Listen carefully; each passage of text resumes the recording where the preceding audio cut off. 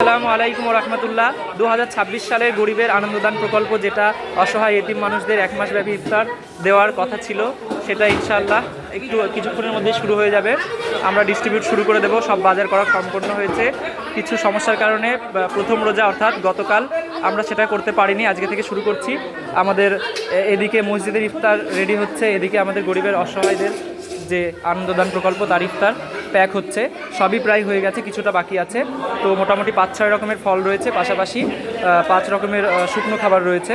তো সেগুলো গ্রুপে যথারীতি হিসেব দেওয়া হবে, লিস্ট কত শতাংশ কত খরচ পড়ছে সব দিয়ে দেওয়া হবে ইনশাআল্লাহ।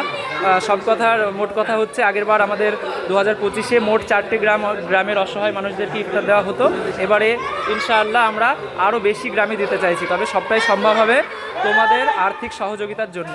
তো সকলের কাছে আন্তরিকভাবে অনুরোধ করছি, ফোন করা হোক বা না হোক, সকলেই দায়িত্ব নিয়ে আগেরবার যেমন দিয়েছো সেই অনুযায়ী তো দেবেই, পাশাপাশি বেশি হলে কেউ কম দেবে না, এইটুকু আমরা প্রত্যাশা রাখবো।